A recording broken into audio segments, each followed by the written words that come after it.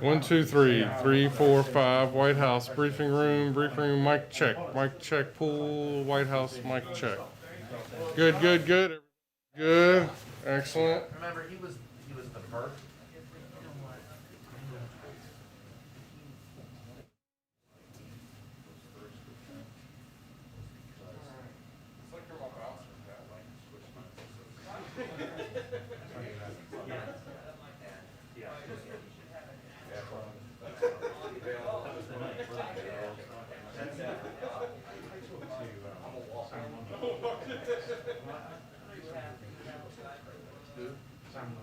Yeah.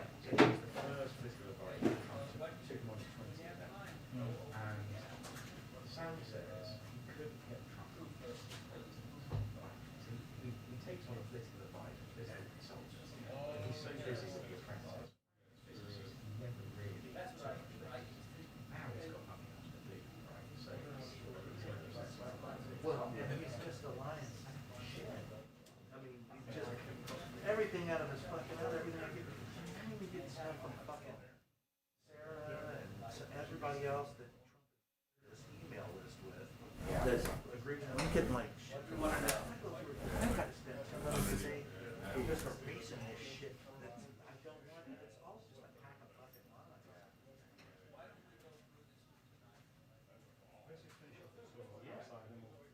Did I get it? Sign his name downstairs? you can't open the door. No, they'll do it for you. Yeah. You should. I haven't signed mine yet. You haven't? No. I think I've done it like 3 times. And some of them are so on top of each other you can't even read the signatures.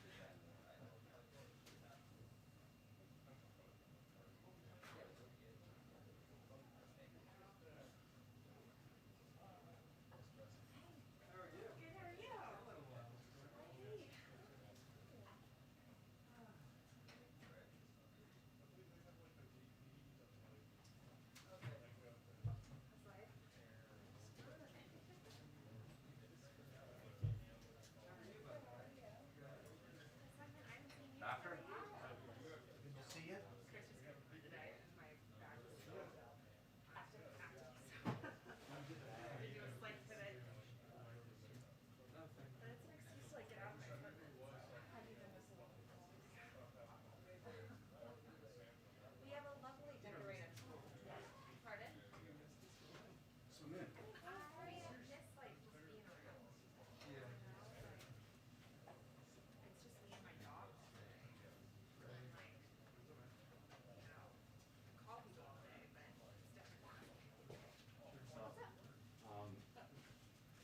Maryland over Florida? I lived in Tampa, which I guess is for like 3 months, which I don't think is the best representative of the worst driving in Florida. But like Maryland, New York. When I was driving to Baltimore, and I was just like, I realized I never drive in Maryland. And I was just like, literally when you cross the border, oh shit. I lived in Miami for 6 years and it's like, I could not believe, blinkers were like blinkers, like, I was going on these blinkers, man. Like, There's these one only point on blinkers. 95 when I was headed to the port, and it was like, it was pretty crowded, it was almost all over. Yeah. And this guy cut me off and just literally crossed 4 lanes in like one swoop, like when there was like no way to do it. Hey, Mark, it's good to see you. Oh my God, I'm sorry. It'll be nice to see. Yeah. Yeah, back from the. Looks like a. What do you think? I think it's his first news anchor headshot. Is this happening? I have not seen any pictures of that. Here's, now, check. This, my son drove 2 days from California to give me that. Yeah, he drove cross country, dropped the dog off, and then drove back. Yeah, that's some dog. He's 180 pounds. My dog is 38 pounds, and she's really pulling What kind of dog? bearded collie. Oh. And she is terrified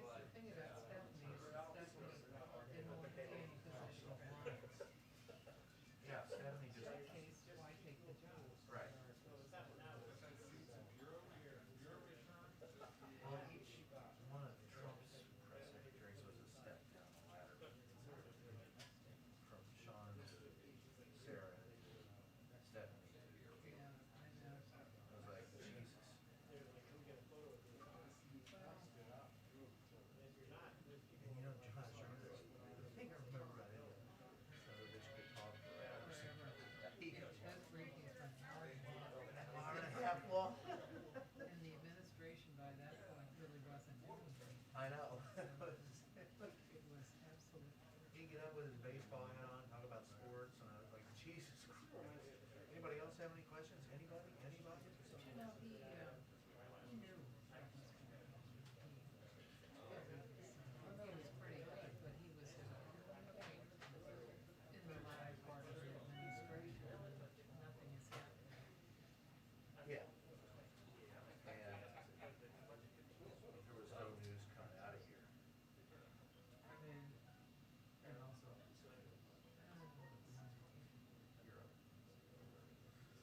But I'll say this much, out of all of them that I've heard, you know, the one that was most fun to find was Bush. oh, yeah. Bush would be early for this. Yep. Everybody else He certainly believed in punctuality. yeah, so I don't know if he watched movies or not. I don't know if you watched them, but most usually went down on time.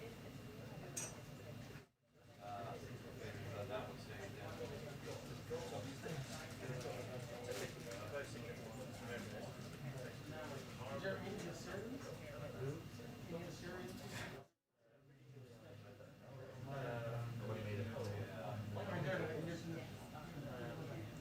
Yeah, quite a lot of that.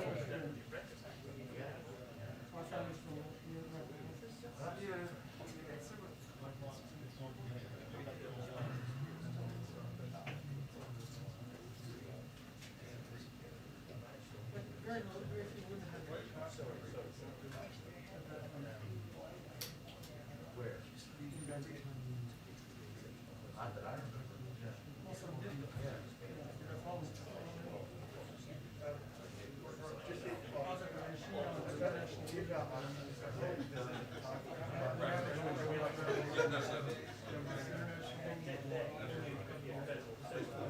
You're welcome to be there. You like the center. Oh,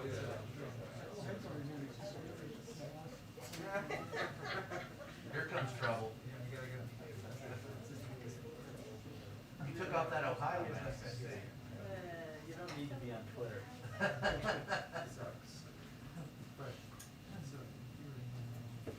They win a bowl game, I'll bet you wear it. Oh, yeah.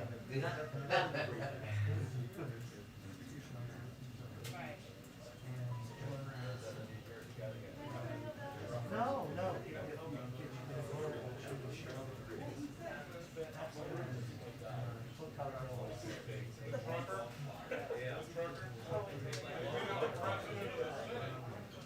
I mean, that shot is coming out there, it's still gold. I don't know what. Yeah, it is.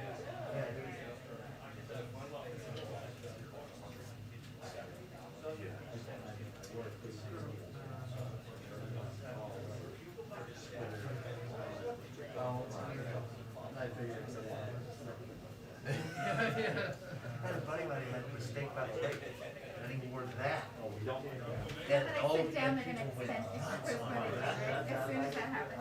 Condemn them. Yeah. But I will. How are you today? How are you? Good. That was fun. Baltimore was fun, wasn't it? It's a really Yeah. beautiful It city. was a nice night for that, A year later. So pretty. I know. Me either. I thought we'd Could be every day. be on that year. I just feel like I was missing the playing experience, though. You were missing my Playing experience. Oh, yeah. Man, we ran into a band. Much to be desired. It's just very fast. Did you wind up getting into the Mine back has a one? shamrock and I of did course not, nuts. no. And No, Jameson. they were like, we got the leftovers. Something to say. Three most sacred parts of my They were mother. like leftovers. Patricia So Brown. they were kind of really. That's a little bit of the item. She, I gave her one for. I said, how was your birthday? And she goes, well, we wore the mask, we had a party, and I don't remember the rest. So way to go, Mom. You should, I like the Ohio. Oh, I do too. I'll switch to it. After the break.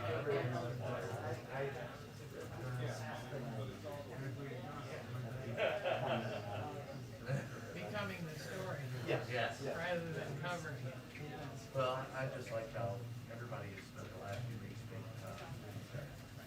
epidemiologists, and now they're all like experts. They switch from one to the other.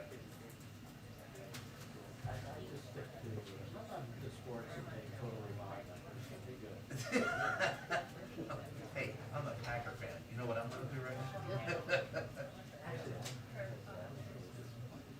Cowboys too. Right up to the point where he said he called Joe Rogan, and then I was like, well, sorry.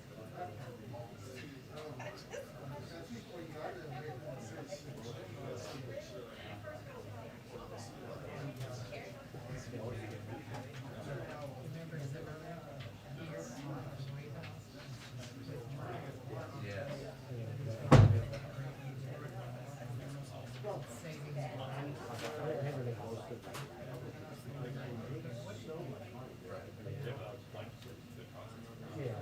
Savings money. Yeah.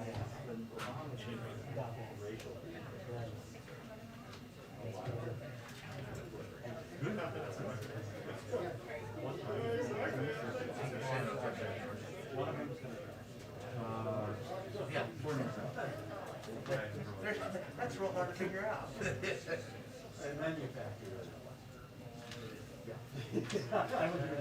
Yeah, yeah.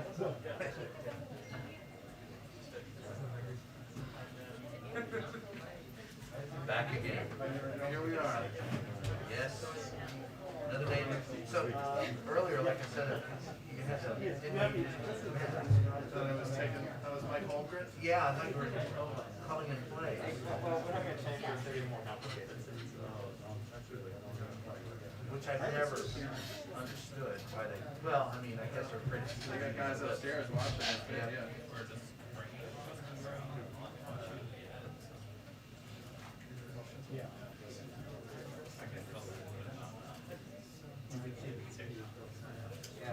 Even with a man.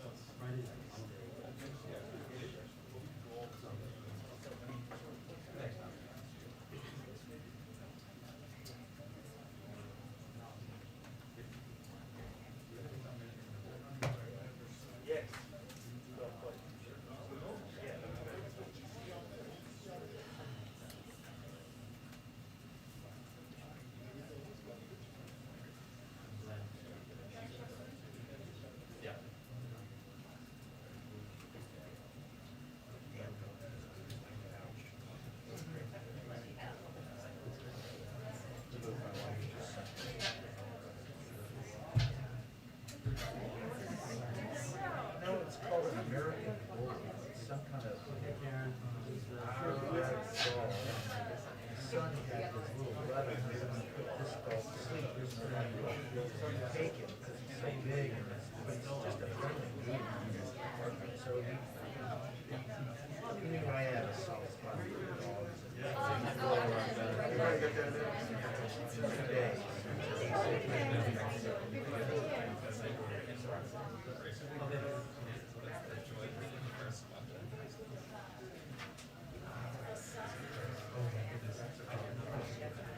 But I mean, look at that. Look at that.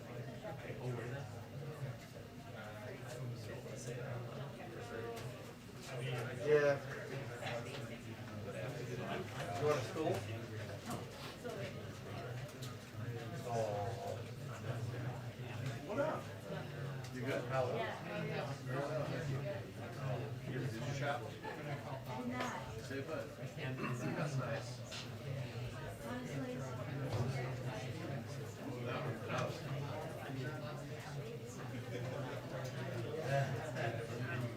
Our other dog is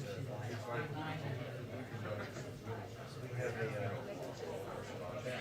terrier that's 17. I think it's just she's so tiny. This dog's so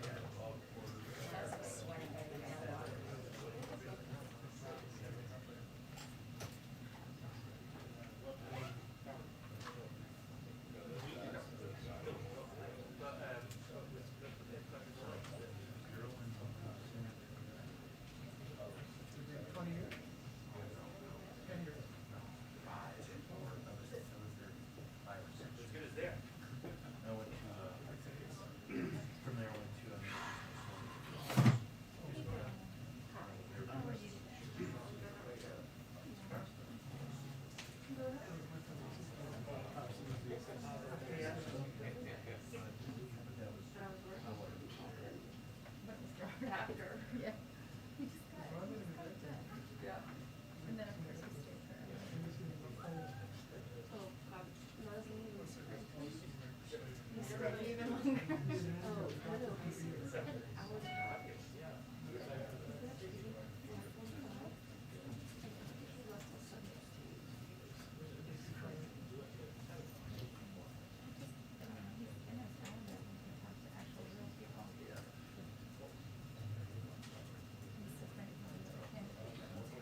Oh no. Yes, the president.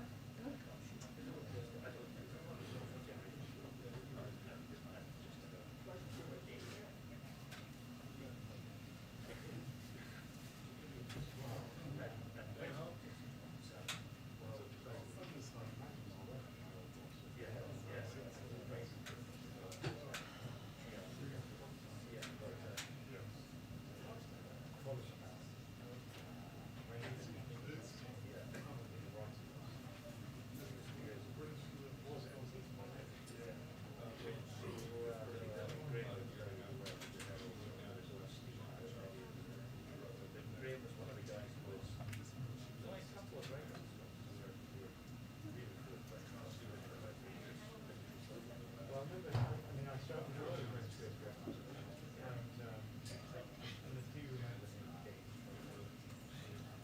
Current documents, same thing. Well, I remember the magnets one day, jacket, and the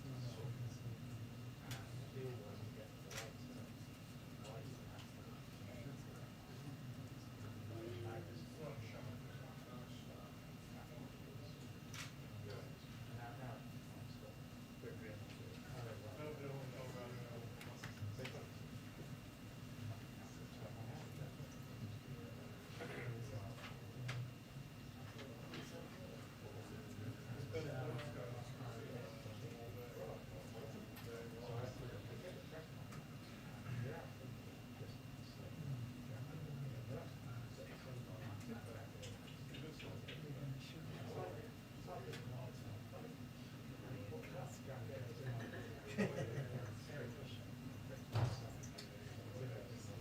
Dan's got to rehearse at 7, so we got to be out here by then. And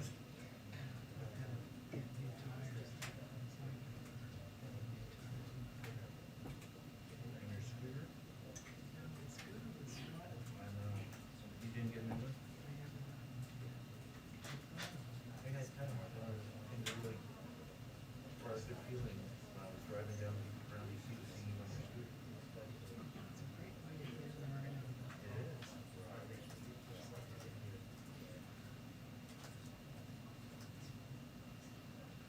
Kind of reminds me of being in Italy.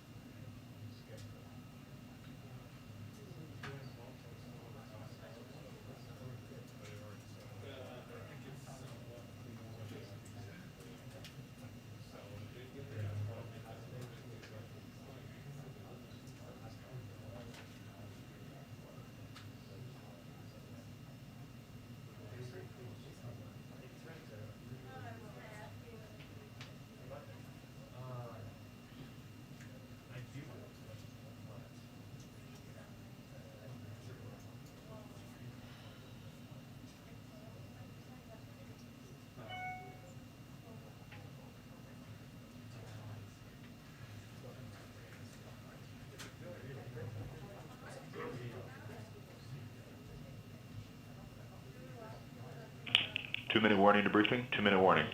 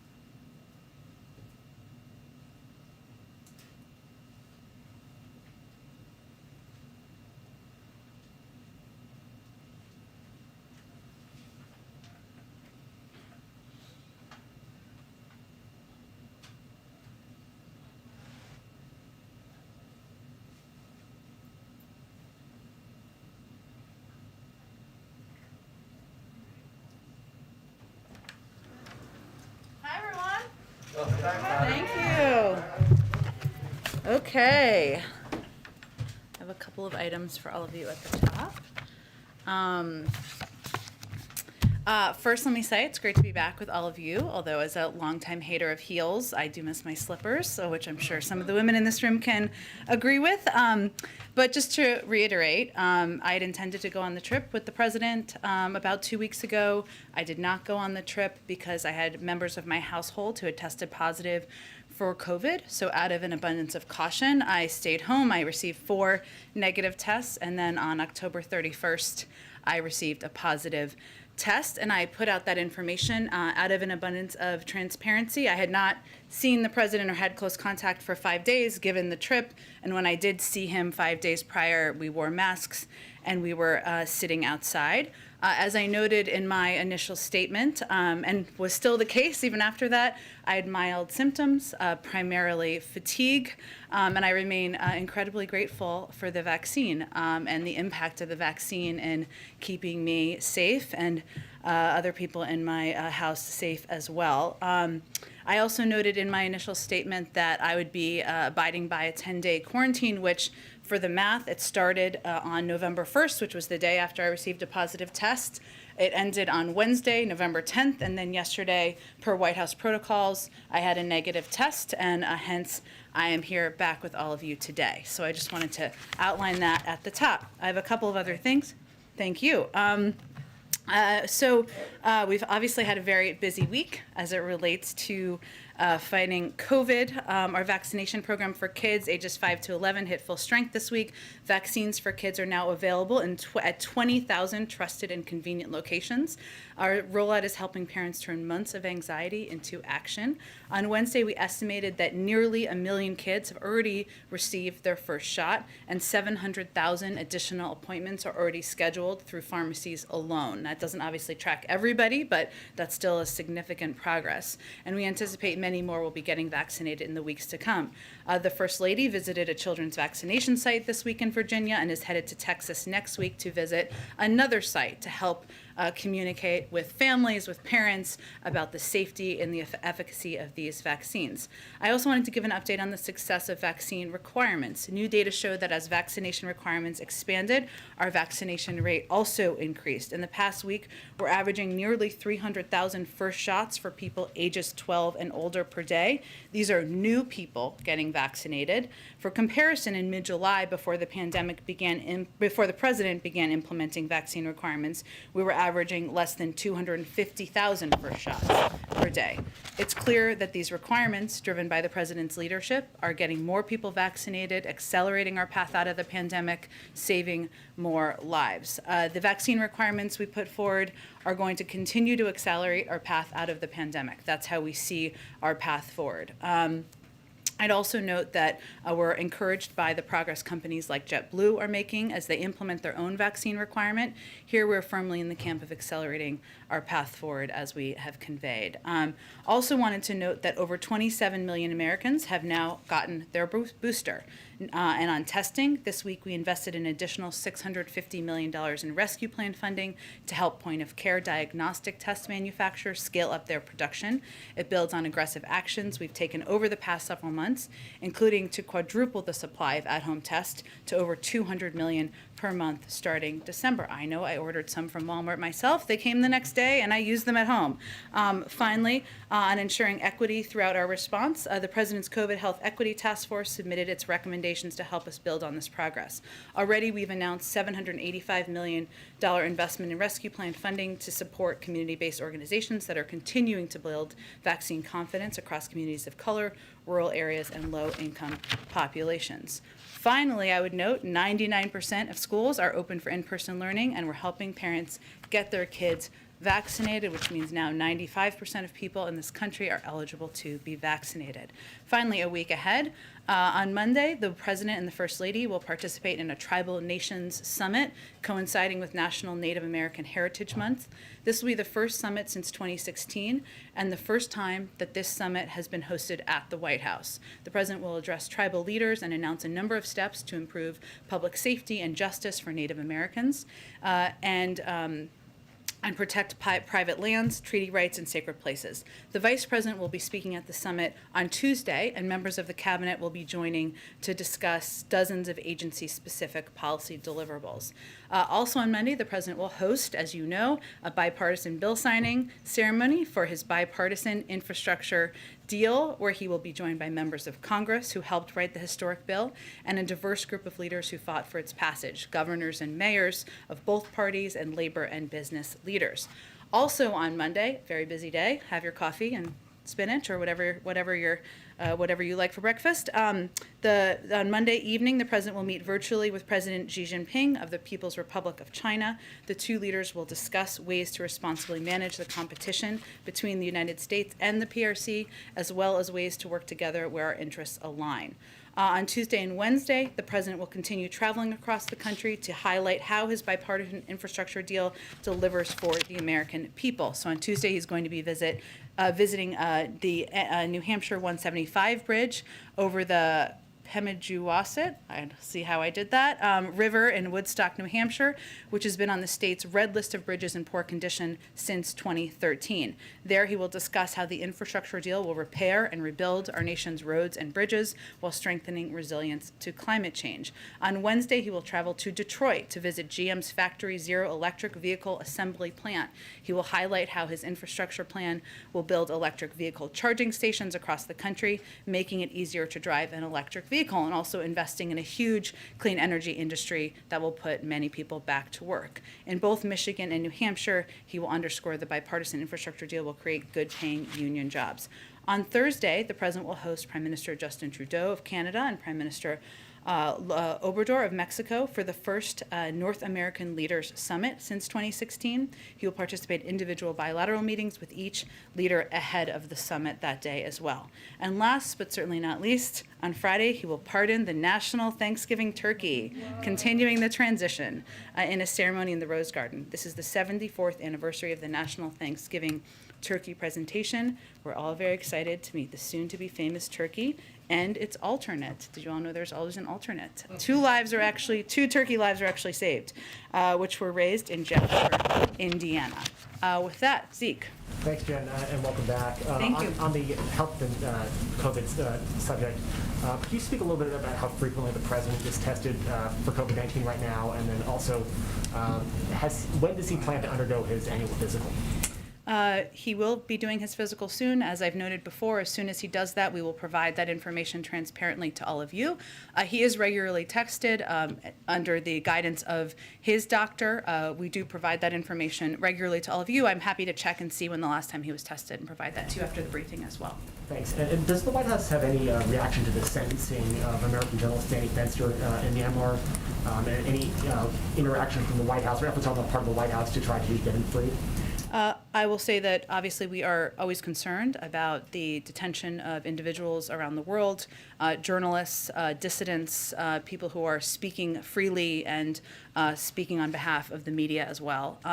In terms of direct action, it really would be under the purview at this point of the State Department. I would point you to them for any updates on the status or engagement that they have with the officials there. And lastly, after this morning's APEC meeting, there was no resolution on the U.S. bid to host in 2023. Can you confirm that Russia is the obstacle to that U.S. hosting that summit in a couple of years?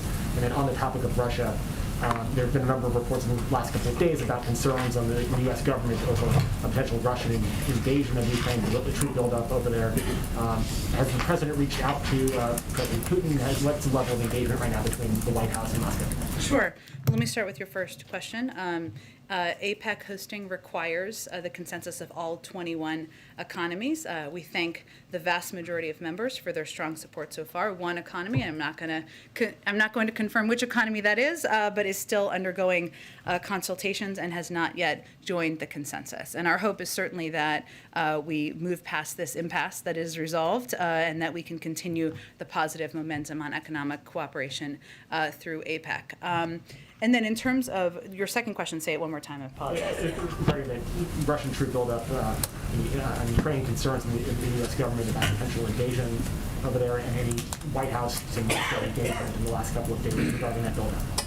Well, in recent weeks and certainly days, we've had extensive interactions with our European allies and partners, including with Ukraine, but about our concern about these reports. And during these meetings, we've, of course, been discussing our concerns about the Russian military activities and their harsh rhetoric toward Ukraine.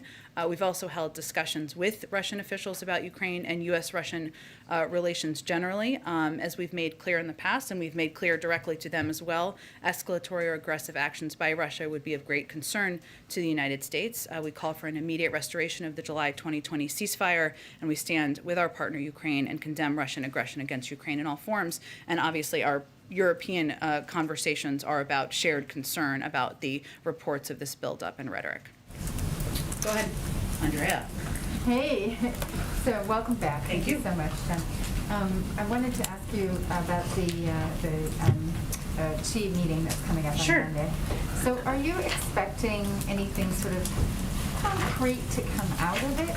Or is this really more about reestablishing a kind of a better basis for dialogue? Just to, Sure. Well, I think this is why you're asking me the question. So let me just go back just briefly of kind of what our strategy has been to date. I mean, this meeting is coming after 10 months of President Biden taking action so we can outcompete China in the long term. And that means investing in ourselves at home to strengthen our own competitive hand. It means working with our partners and allies to make sure we have a united approach and a coordinated approach as it relates to engagement with China.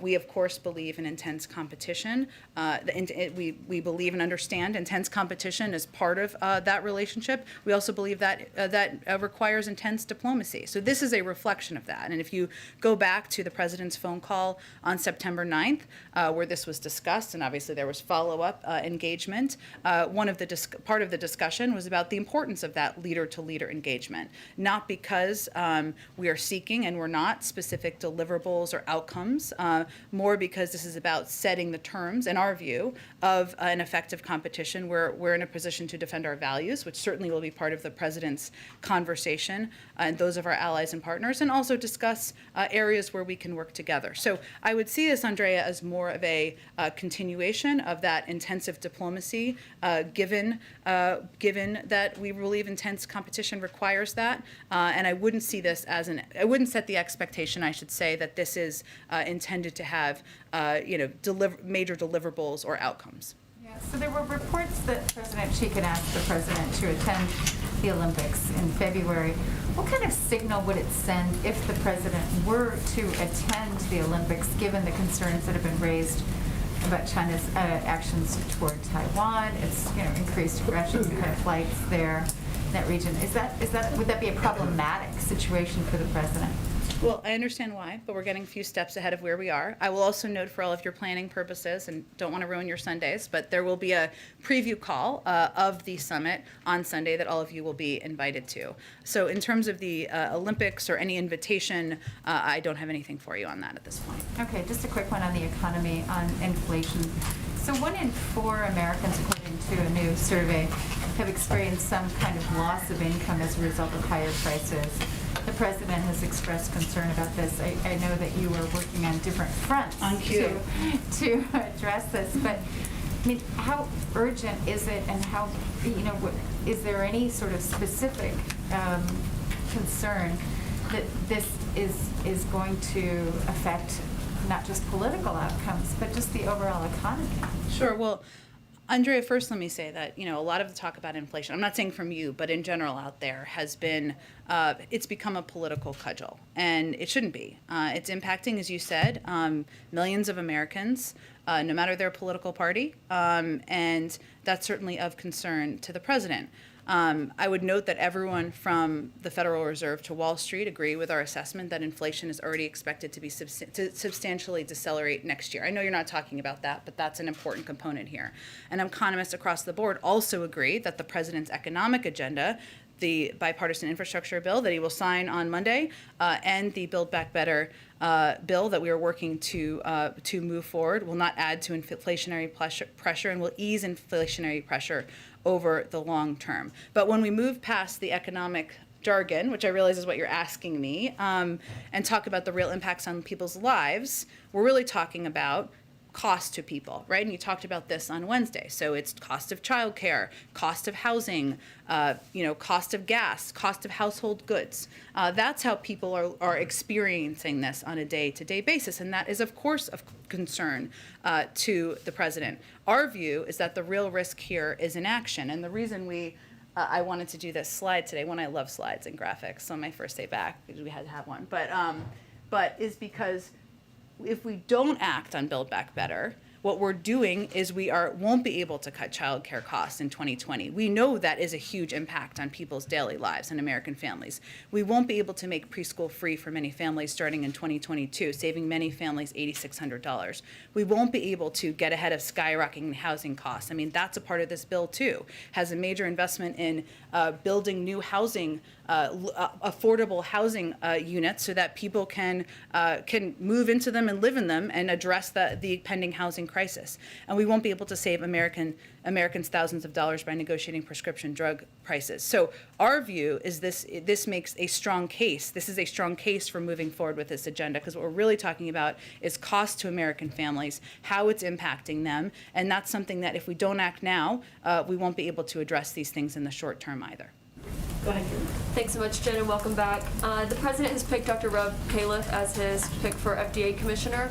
We've already seen Senator Joe Manchin come out in opposition against him, citing his significant ties to the pharmaceutical industry, as Senator Manchin put it.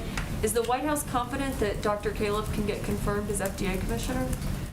We are, and I will say that the president chose Dr. Califf, and this was in his statement, but let me reiterate some of this, because he's one of the most experienced clinical trialists in the country, has the experience and expertise to lead the Food and Drug Administration during a critical time in our nation's fight to put an end to the coronavirus pandemic. I'd also note that how we see this, or how this president sees this nomination, is a continuation of what he views as excellent work under the leadership of acting FDA Commissioner Dr. Janet Woodcock, who's led the agency through a challenging time because of what's happening in the world and, of course, fighting the pandemic. I would note that 5 years ago, sorry, my math was a little off there, he was confirmed by a vote of 89-4. One of those four is the individual you mentioned, and every senator can vote for or against members or people who are nominated. That's their role, but we feel he's a qualified person who has the exact experience for this moment. Thank you. And how many Republicans should we expect to see at the signing ceremony here on Monday? We will see. We've invited a broad group of Republicans, some in Congress, governors, mayors, individuals who played a role in helping move the infrastructure bill forward. And as we get close to Monday, or on Monday, we'll provide you, of course, a list of attendees. Have any Republicans, like Senator Mitch McConnell, said they will not be at that signing ceremony? I think he's spoken to this publicly, so I'll point you to that. But certainly we have the invite out to a range of members where the president looks forward to thanking them for their work, for working together to get this done for the American people. Any confirm though? Last question on the President Xi meeting on Monday. Will the president hold a press conference afterward like he did following his meeting with President Putin? And does he plan to bring up the COVID-19 origins with President Xi, given he has said that China has been blocking investigators from getting access to information that's critical to that? That is a remaining concern, and there will be a broad range of topics that will be discussed, and the president's certainly not going to hold back on areas where he has concern. Again, I would point you to the fact that we'll do this preview call on Sunday where they'll talk in more detail. It's Monday evening, so I would not expect a press conference that later after the call, given the time difference. But anytime next week to hear the president talk about I think this? there is one planned for after the meetings with the Mexican and Canadian leaders next week. Go ahead. I'll come back to you. Sorry. You just said that the real risk on inflation is inaction, but so far this week we haven't seen any action from the administration on gas prices. The president in Europe said, we would see action sooner rather than later. On Wednesday, that it was his top priority. So, is he going to tap the SPR, ease biofuel blending requirements, ban crude exports? And if the answer is you still haven't kind of decided on any of this, what is the message to Americans headed into Thanksgiving, where everybody will be driving to see their family and friends, that you think the current prices are acceptable? We certainly don't think that. The message to Americans is that We're not just closely and directly monitoring the situation, which of course we've been doing, but we're looking at every tool in our arsenal. You mentioned some of them.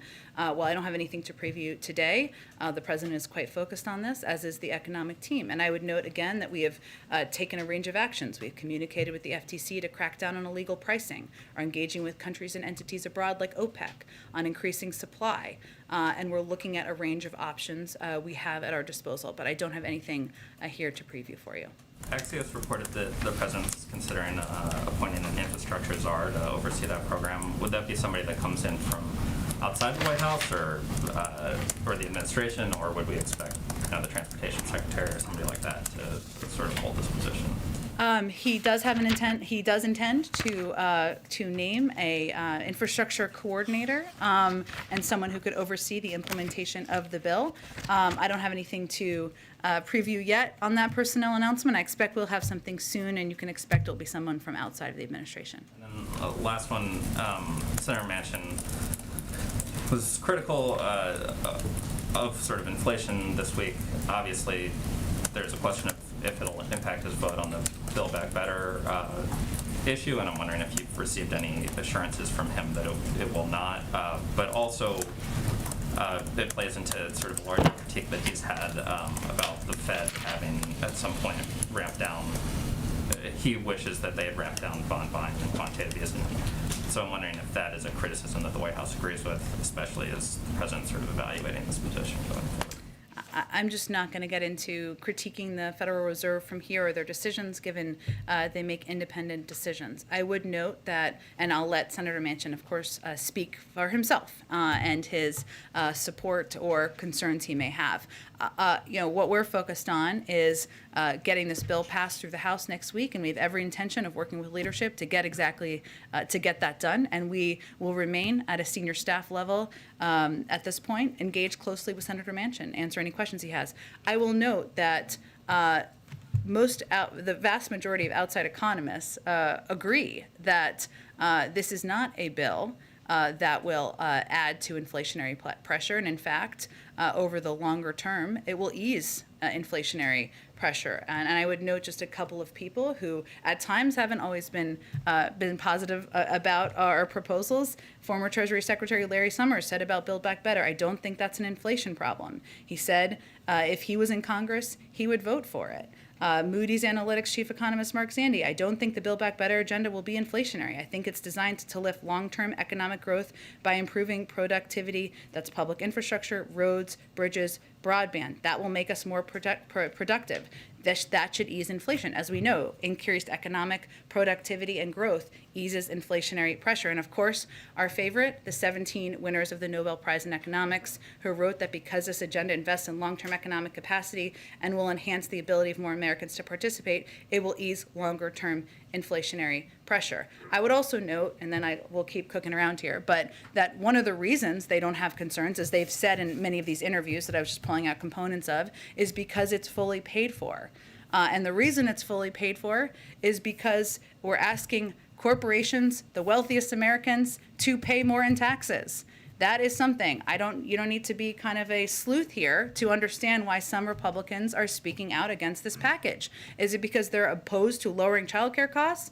Is it because they're opposed to making sure that preschool is available for families? Is it because they're opposed to lowering healthcare costs? No, it's because they don't want to raise taxes on corporations. We all know that. Hope people ask them those questions. Go ahead. Jen, can I ask you about COVID very quickly? And Sure. Welcome back, by the way. Thank you. The Colorado governor just signed an executive order making everyone 18 and older eligible for a booster shot, which defies guidance from the FDA and from the CDC, which says that the booster shot should only go to those who are at higher risk or seniors. What does the White House make of that decision and move?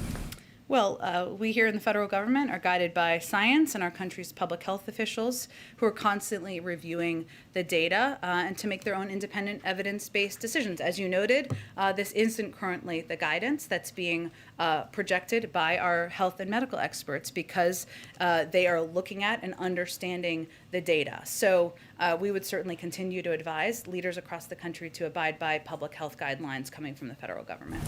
If I can quickly, just to detail your own experience, do you have any lingering symptoms? Have you had anything that stuck with you? I do not, fortunately. And as I noted earlier, I experienced a little bit of light fatigue in the first couple of days, but none that prevented me from participating in meetings here, engaging with the president and the team on the road, and certainly probably calling members of my team so many times they were tired of hearing from me. As it relates to the White House, has the White House determined whether it is safe to hold holiday parties, and will the White House do so this year? It's going to look a little bit different, Peter, and I don't have anything to outline for you at this point in time, but certainly we expect to celebrate the holiday season, and we'll have more details, I expect, in the coming weeks on that for So you. for clarity, when you say it's going to look different, that means there will be holiday parties and they will look different, but you're not going to detail how they'll look different yet. We'll have more to convey to all of you about what it will look like, and I just don't have those details at this point in Let me time. ask one last question, if I can quickly. Across this country, we've seen this new phenomenon lately, chanted at sporting events and on signs. The phrase is "Let's go Brandon," a sort of code for a profane slogan attacking President Biden. What does the president make of that? I don't think he spends much time focused on it or thinking about it. The president said when he came into office on Inauguration Day, he said he was going to help get rid of the uncivil war in this country. So I guess through that lens right now, does the president think there are things that he can do differently, or how does he react to the stuff he sees out there when it is one of his primary promises or desires to help bring Americans together? Well, it takes two to move towards a more civil engagement discourse in this country, and the president's going to continue to operate, as you said, from the promise he made early on, which is that he wants to govern for all Americans. He's going to deliver for all Americans, as is evidenced by the infrastructure bill that he's going to sign on Monday. That's going to help expand broadband to everyone, no matter your political party, no matter whether you voted for him or not. That's going to replace lead pipes, make sure kids have clean drinking water, whether you're a Democrat or Republican or not political at all. That's how he's going to govern, and certainly we're hopeful we'll have partners to move toward more civil discourse with in the future. Thank you. Thanks, Jen. Welcome back. Thank you. Democrats are calling for the president to release barrels from the Strategic Petroleum Reserve to bring down costs, and that would be somewhat of an immediate action to mitigate these high gas prices, as opposed to waiting for the BIF money to be implemented to address the long-term supply chain issues, or the Build Back Better to be passed. Why has the president not yet done that? Does he plan to do that soon? I don't have anything to preview for you. I can just reiterate what I conveyed a little bit earlier, is that certainly the cost of gas is on the mind of the president, as it is on the mind of many Americans across the country. And there are several steps we've taken, including pushing the FTC or asking the FTC to look into price gouging, something we've seen and we have concerns has been an issue over the past few months as the availability and supply of oil has gone up and prices have not come down, pushing OPEC to release more supply to meet the demand. And certainly there are a range of other domestic options, but I just don't have anything to preview at this point in time. Can I get your response to this report from the Tax Policy Center that under the Build Back Better plan, most millionaires would get a tax cut. Two-thirds of people making over $1 million would get a cut on average of $16,800, mostly because of SALT. Separately, it finds that 20 to 30% of middle-class households will pay more in taxes. Granted, it's a small amount, between $100 and $230, depending on income levels. But how does the White House frame this reconciliation plan as a tax cut for the middle class paid for by the rich when this analysis is showing the opposite? It actually doesn't. Just to give a little bit more context of what the report showed, it also showed that the average family with children making $75,000 to $100,000 per year will get an income tax cut of about $2,230. It also showed the average. It showed the average taxpayer with income above $1 million per year will see their income taxes go up by $65,000. 75% of the tax cuts go to families making less than $200,000 per year, with 54 million families making less than $200,000 a year getting a tax cut. What we also don't buy into, which is part of your second part of this, is that any tax that dares touch big corporations, many of whom are making record profits and not paying any taxes at all, is somehow a tax on the middle class. Most economists agree with us. Build Back Better will clearly lower taxes, lower costs, raise wages, and economic growth, increase economic growth for the middle class. The strategy, and just look at the 2017 tax cuts. That was argued at the time that giving tax cuts to big corporations would trickle down to lower income people. It didn't. None of that happened. So we're just not buying into that notion. But doesn't that not take effect, that cut that you're referencing, until 2023? So I guess what I'm getting at is, next year, 2022, expectation is that middle-class families will be paying, granted, a little bit more, but still a little bit more if this passes. And then also, they're still dealing with issues like gas prices being high. You guys have talked about the actions you're going to take or are looking at, but these are long-term solutions mostly that you're talking about. So what will be done in the immediate future to address the next year? Actually, many of them are short-term. But what is true and is not often out there is that a lot of these pandemic relief programs are ending, right? Are ending. So if you look at the spending, I don't really have a graph right now, I'm kind of making a fake one, but if you look at the spending from pandemic relief, that is going to go down because a lot of those programs are ending. So when people are out there, this isn't your question, but it just made me think of it. When people are out there criticizing the influx of money into the economy, that's actually misleading and inaccurate. What we're really talking about here is we're ending those programs. The president supports that. There are programs, to your point, like the child tax credit, that if we don't extend the child tax credit, 40 million Americans will no longer get the benefit of the child tax credit. That's an immediate benefit that would be happening next year. I mentioned before, investing in housing and building lower income or available housing that allows for options for lower income and middle income families. That is something that will have an impact. Cutting childcare costs in half. That's something that will happen next year.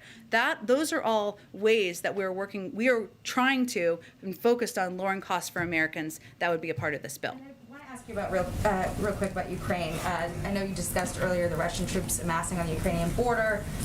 Field hospitals, as we all know, started being set up in April, indicating that there might be some action there. Blinken's comments about concern about Russia rehashing the 2014 invasion, and then Jake Sullivan underscoring the commitment to Ukrainian sovereignty and territorial integrity. But it doesn't seem there's been any indication of more support on the way from the U.S. right now. To the Ukrainians? To the Ukrainians. And then, so why is that? And then also, why did we send the CIA director to Russia instead of the Secretary of Defense or our ambassador or Blinken to handle this kind of a diplomacy issue? Like, who is he speaking for in that trip? He's speaking for the U.S. government. I'd also note that the CIA director is also the former ambassador to Russia and the former deputy secretary of state. So he does come to it with quite a bit of experience. But the president looks at his national security team as a group of smart, engaged individuals who are representing his national interests overseas, and that's what he's doing. I will note on the Ukraine question, part of the reason I mentioned the engagement with European allies and partners is because, as you know, we operate in lockstep with our allies and partners. That's how we've approached things. We have a shared concern about reports of military buildup on the border. I don't have anything to preview at this point in time, but that is something that we are very actively engaged with, not just the Russians on and the Ukrainians, but also our European partners as well. I just want to skip around because I know we're not getting to enough people in the back, so I hear. Okay, let's go all the way. We're on the side. Time. Thank you very much, Jen. I had a question about the meeting between Xi Jinping and President Biden on Monday. The U.S. Holocaust Museum this week came out with a report that China's actions towards the minority population of Uyghurs in the country may amount to genocide. Its use of forced slave labor and forced sterilizations and other actions. Is that something that the president is going to bring up with Xi Jinping? And is that something that the president will hold up as something that Xi Jinping needs to take action on to reverse before the U.S. Gets closer in its relationship with China? Well, I would say that one of the purposes of this leader-to-leader engagement is to also discuss areas where you have strong concern and disagreement. And, you know, it's not just the president's words, though. We've also acted. We are engaged, first of all, with members of Congress and on technical advising, providing technical assistance on legislation that's currently working its way through Congress. But in addition to that, we've also taken concrete measures on our own, including visa restrictions, global Magnitsky and financial sanctions, export controls, import restrictions, the release of a business advisory, and rallying the G7 to commit to take action to ensure all global supply chains are free from the use of forced labor. So this is an area where the president has been vocal. He has taken action. Again, in terms of topics that will be discussed, there will be areas where we work together, and he will not hold back, as he never has, on areas where we have concern. But I will leave it to the preview call on Sunday to give you more detail on that. Does the president believe that his personal relationship with Xi Jinping, going back to having a meal together in a noodle shop in Beijing in 2011 and the times that they spent together. Will that have an impact on his ability to engage with Xi Jinping and get China to take actions that it's been reluctant to take so far? I would say that you've heard him talk about this before, Brian, and he feels that the history of their relationship, having spent time with him, allows him to be quite candid, as he has been in the past, and he will continue to be as we look ahead to next week. Just to Okay, follow let's up go on the all the China- way in the back. There you go. On the Monday virtual meet, will concerns on the border tensions with India also be raised between the two leaders? Again, I know there's a lot of interest in this meeting. I certainly understand it. We're going to be previewing it later this weekend. There'll be a range of topics discussed, some where we have concern, some where we have areas where we can work together, some certainly security related, economic. There'll be a range of topics, but I'll leave it to the Sunday preview call. Go ahead. Thanks, Jen. I wanted to ask about the numbers that came out this morning about the record number of people quitting their jobs in September. Is there a concern that this number might go even higher when the vaccine mandate goes into place? And what is the administration doing to help companies who are concerned about retaining workers once the mandate kicks in? You're talking about because of the vaccine mandate being implemented, and is it specific companies? I just haven't seen this data, so give me a little bit more information. So there's some companies that are concerned once the vaccine mandate goes into place that they may have trouble retaining workers, especially hourly workers who may not want to get the vaccine.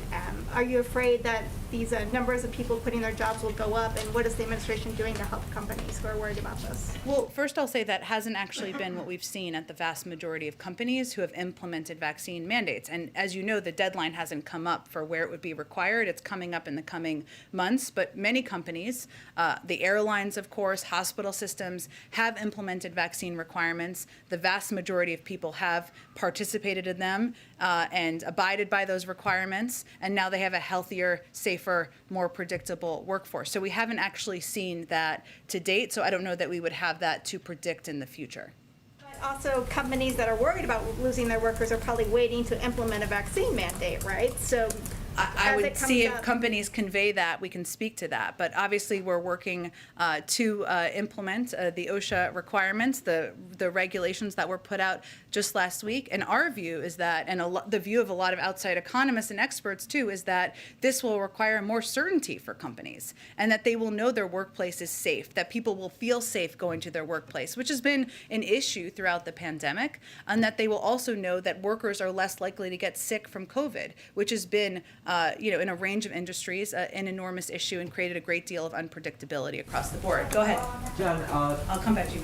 with the Transgender Day Remembrance fast approaching, 2021 has the highest number of recorded deaths of transgender and non-binary people, totaling out at 45 this year, according to the Human Rights Campaign. The president brought attention to this issue as a candidate, but has he been briefed on it as in the White House?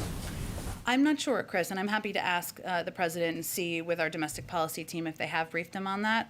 That's devastating, and that's terrible, heartbreaking to hear. It is a commitment of the president to address violence, address threats to transgender people, and anyone who's facing those threats. But I will see if he has been briefed on that. What options are on the table for him to pursue on this issue?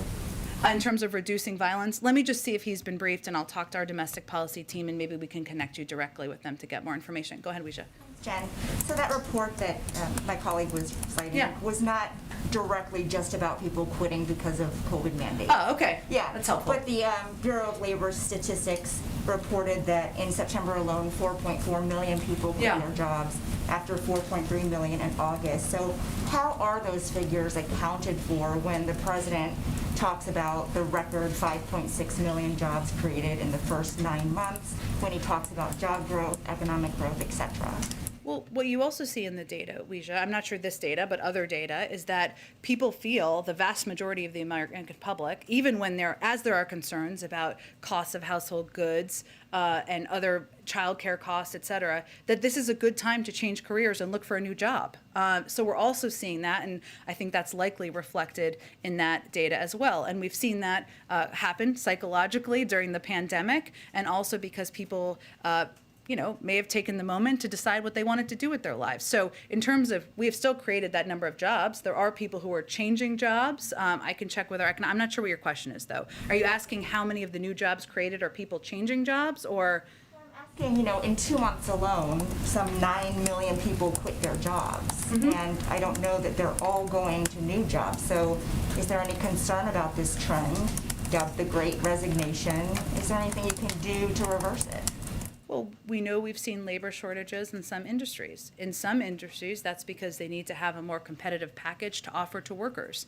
It's a workers' market right now. We know that. People are looking for more dependable benefits. They're looking for wages that are higher. And that's something that is incumbent on a lot of industries to meet the moment on. But I can certainly dig more into this data and see if there's more to provide. And then just a quick question on the infrastructure bill, because in Baltimore, the president talked about how it will ease congestion at ports.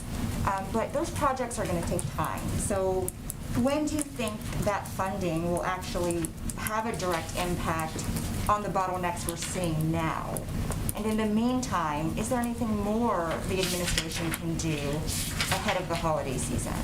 Well, one of the steps we took, there's no question that addressing, being able to ensure that goods are moving around the country more safely, more easily, without congestion, is a big objective of this infrastructure bill the president will sign on Monday, and it will help hopefully address that over the long term. As we know, the supply chain issues are global, and we're seeing them, countries around the world impacted by the global supply chain issues. So, but what he's doing here, and what he's been quite focused on, is really attacking the issue at ports and the congestion at ports, which we know is a big way that goods are coming in and where goods are moved. So we announced, I think it was last week or earlier this week, it's all running together, that within 45 days we'll be launching $240 million in grants to improve ports. And in the weeks and months that follow, billions of dollars of additional money will be flowing to improve our critical port infrastructure. We've also seen big dramatic improvements at a number of these ports where they are quite crowded because the increase in demand and in goods that are moving has increased by about 20%. But because of the steps that have been taken in terms of moving empty containers, in terms of putting in place requirements or consequences for congestion, that has dramatically, we've already seen improvements in that. So the president announced this major ports plan. We're going to get this funding out. He's really focusing on the areas where we have the largest amount of traffic that's coming into the country, which certainly makes sense, and that's a part of what we can do more immediately. Thanks, Jen. Go ahead. Following up on Weeja's first question about workforce imbalances, you said that it's a workers' market, and that some industries need to create more competitive packages, that it's a good thing people have more choices. Is that your way of saying that the White House doesn't view this as a problem at all? I think I also said in response to Weeja's question that there are some industries where we're seeing labor shortages. There are a couple of reasons for that. But some of the workers, and we've seen this statistically and on a lot of surveys, many people across the country feel this is a good time to change jobs, right? To look for a more competitive job. What I'm saying is ultimately that's a good thing. It is challenging in certain industries when they do have labor shortages. Some industries, in terms of some short-term industries that have short-term workers or seasonal workers, COVID is an issue there, and continuing to address COVID. In our view, putting in place requirements to provide more certainty, that's an issue. Another issue is childcare, something we're working to attack and go after aggressively so that we can lower the cost of childcare and make sure people have a range of options to bring more women into the workforce. So there's a range of issues. I'm not saying it's one thing. Certainly, we have concern about any industry that has a shortage of workers, but also I don't think we should undervalue the fact that many workers feel this is a time to look for a better job with greater pay and more benefits. And then following up on the questions about gas prices again, just kind of taking a step back, there's some Republicans who have taken this moment where they've seen gas prices spike to criticize sort of the administration big picture, right? Canceling Keystone Pipeline, halting leases for new drilling leases on federal land, saying that sort of the administration's policies writ large have contributed to the rise in gas prices. What's your response now to that? Our response is that one, we haven't canceled existing there are existing leases that are continuing. Just to be clear, I know you know that. Not new leases, but just to be clear, and I know that's been a criticism, so that's why I said that, not an accurate one. look, our view is that the rise in gas prices over the long term makes an even stronger case for doubling down our investment and our focus on clean energy options so that we are not relying on the fluctuations and OPEC and their willingness to put more supply and meet the demand in the market. That's our view.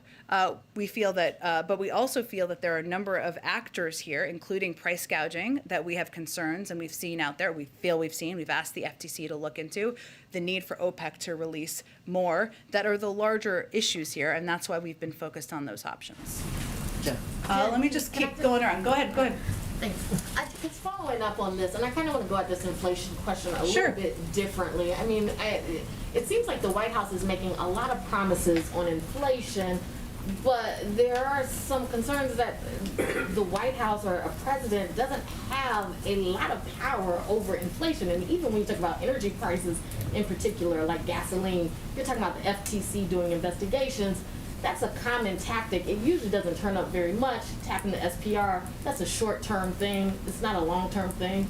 So I guess my question is, for the White House, you're making these promises. How do you deliver, especially on things on like gasoline, food prices? Yes, you can deal with child care costs, but these kind of bread and butter issues, how do you actually deliver on that?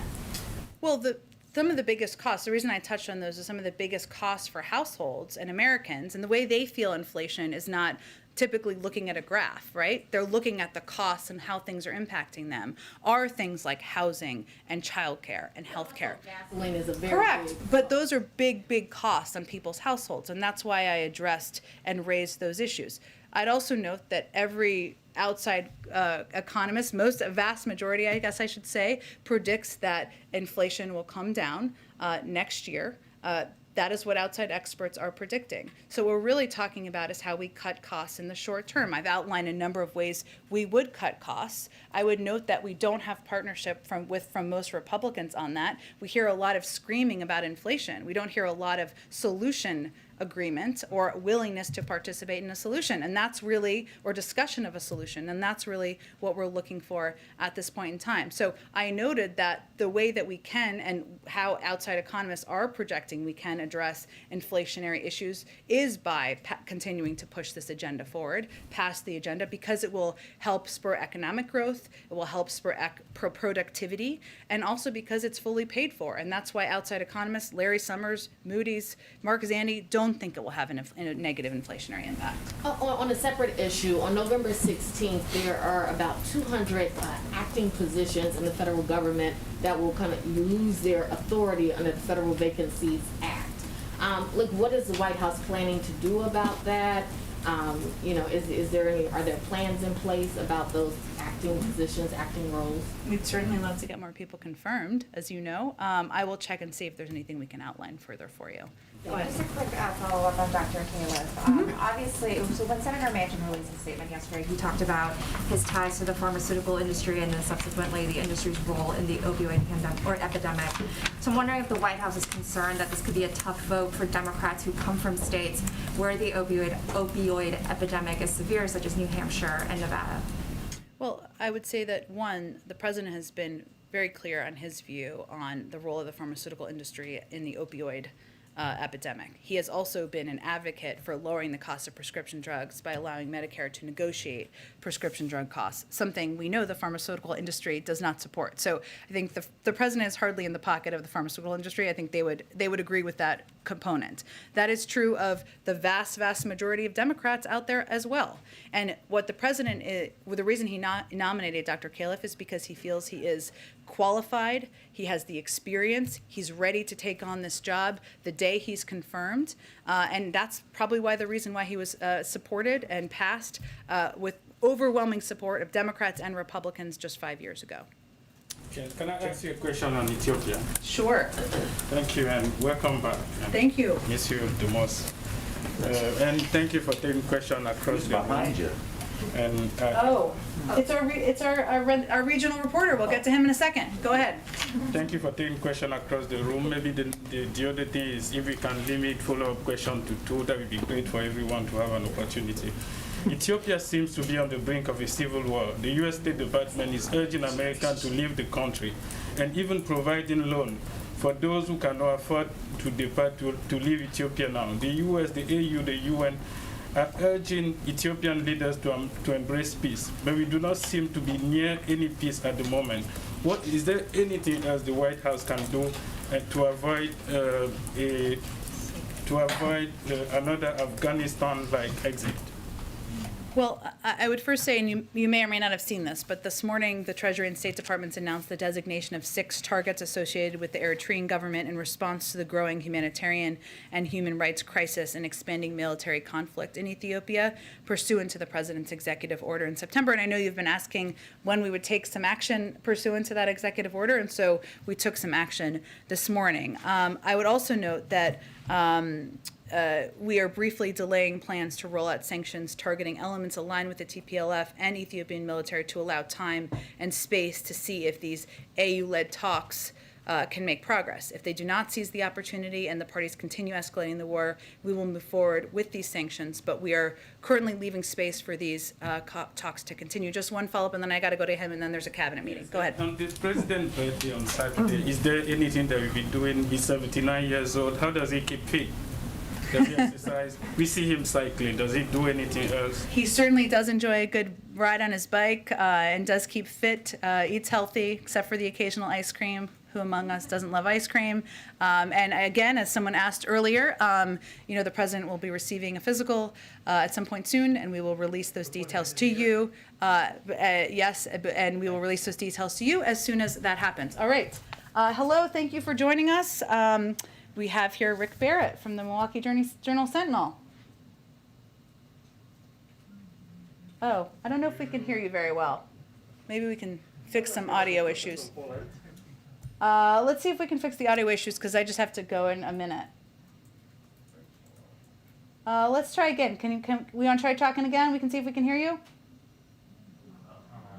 Oh, no. All right, he's going to come back next Friday. Okay, last one. Thank you, Jen. I wanted to ask you a quick follow-up. You mentioned a second ago that the White House was offering technical assistance to members of Congress when it comes to human rights legislation. What provisions were you talking about specifically? Well, I was answering a question. I don't remember who asked it. It was Brian, right? Who asked about our concern about human rights abuses in Xinjiang, something we have taken a lot of steps on. As you know, and I think you've asked about, there is legislation. It's pretty common for the White House to work with Congress on either technical assistance or other assistance. We want to make sure any bill is implementable. A provision that would have banned science funding for entities that were implicated in the Uyghur genocide was stripped out of the reconciliation package last week. Is that something that the president was disappointed to see? I don't have any other reaction. Obviously, we're working closely with Congress. We share the concern about the human rights abuses. We are going to continue to take action as the president's record shows. Okay, thanks, everyone. The vaccine, do you have anything to say to celebrities who have promoted, like Aaron Rodgers, who've promoted dubious alternatives to vaccines? You know how we feel about misinformation. We're against it. Thanks, everyone.